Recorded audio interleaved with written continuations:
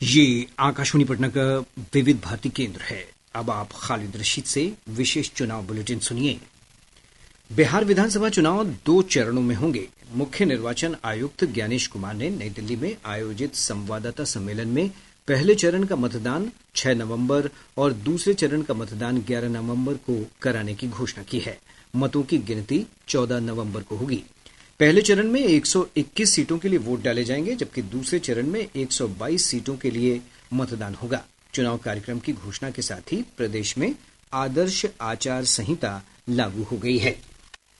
बिहार के चुनाव 2 फेजेज में होंगे। पहले फेज के डेट गैजेट नोटिफिकेशन 10 तारीख को आएगा, दूसरे का 13 को, और डेट ऑफ पोल 6 नवंबर थर्सडे और दूसरा 11 नवंबर ट्यूसडे। काउंटिंग 14 नवंबर को होगी और पूरी चुनावी प्रक्रिया 16 नवंबर तक समाप्त कर ली जाएगी।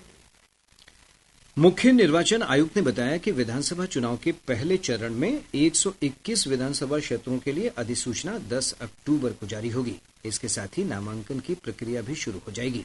प्रत्याशी 17 अक्टूबर तक नामांकन दाखिल कर सकते हैं। 18 अक्टूबर को नामांकन पत्रों की जांच होगी। प्रत्याशी 20 अक्टूबर तक नाम वापस ले सकते हैं। वहीं दूसरे चरण के तहत 122 विधानसभा क्षेत्रों के लिए अधिसूचना 13 अक्टूबर को जारी होगी। 20 अक्टूबर तक प्रत्याशी नामांकन दाखिल कर सकते हैं। 21 अक्टूबर को नामांकन पत्रों की जांच होगी।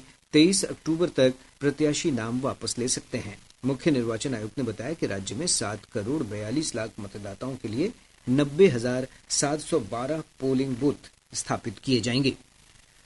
विधानसभा चुनाव के पहले चरण में 6 नवंबर को पटना जिले के सभी 14 विधानसभा क्षेत्रों के 5,665 बूथों पर मतदान होगा। जिलाधिकारी डॉक्टर त्यागराजन एसएम ने बताया कि जिले में आदर्श आचार संहिता के अनुपालन के लिए सभी सार्वजनिक स्थानों से बैनर पोस्टर हटाने का काम शुरू कर दिया गया है। प्रदेश में विधानसभा चुनाव के पहले चरण वाले 121 विधानसभा क्षेत्रों में मतदाता सूची में नाम जुड़वाने का आज अंतिम दिन है। वहीं दूसरे चरण के चुनाव के लिए 122 विधानसभा क्षेत्र के लोग 10 अक्टूबर तक मतदाता सूची में नाम जुड़वा सकते हैं। विधानसभा चुनाव की घोषणा का विभिन्न राजनीतिक दलों ने स्वागत किया है। हिंदुस्तानी अवाम मोर्चा के संरक्षक और केंद्रीय मंत्री जीतन राम मांझी ने चुनाव की घोषणा का स्वागत करते हुए कहा कि 2 चरणों में चुनाव कराने का निर्वाचन आयोग का फैसला अच्छा है। इलेक्शन कमीशन ने बहुत बुद्धिमता से ये डेट 2 चरण में डिक्लेयर किया है चुनाव का। ज्यादा से ज्यादा चरण में चुनाव होने से जो बूथ लुटेरे लोग होते थे उनको ज्यादा मौका मिलता था, बूथ लूटते थे। और कम चरण में बूथ लुटेरों को नहीं बनेगा काम, तो न्यूट्रल वोटिंग होगी और हम समझते हैं कि हमारे बिहार में फिर एनडीए की सरकार बनेगी। जदयू के कार्यकारी अध्यक्ष संजय झा ने कहा है कि इस चुनाव में सबसे बड़ा मुद्दा बिहार का विकास है। श्री झा ने पटना में संवाददाताओं से बातचीत करते हुए कहा कि इस चुनाव में जनता एनडीए सरकार के लिए वोट करेगी। पूरा एनडीए एकजुट होकर चुनाव लड़ेगा। इस चुनाव में सबसे बड़ा मुद्दा ये है कि सरकार बनने से अगले 25 साल में बिहार कहाँ खड़ा होगा। जब यहाँ उद्योग लगना था, यहाँ पर अपहरण का उद्योग लग गया था, तब नीतीश कुमार जी यहाँ आए और 20 साल में टेक ऑफ स्टेज में बिहार। अब बिहार टेक ऑफ स्टेज में 4थे गियर में, यहाँ से जाना है 5वां गियर। तो 5वां गियर में जाना है कि बैक गियर में जाना, यही चुनाव तय करेगा।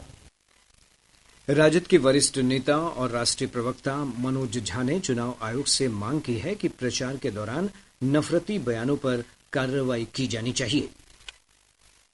ये जो हेट स्पीचेज लोग देके निकल जाते हैं, उन पर कोई कार्रवाई नहीं होती है। बड़े बड़े ओहदेदार लोग बिना भय के चुनाव आयोग को एक नजीर पेश करनी चाहिए कि इस विधानसभा चुनाव में जो कोई भी इस प्रकार की जुबान बोलेगा नफरत की, उसको उसका खामियाजा भुगतना पड़ेगा। इसके साथ ही विशेष चुनाव बुलेटिन समाप्त हुआ।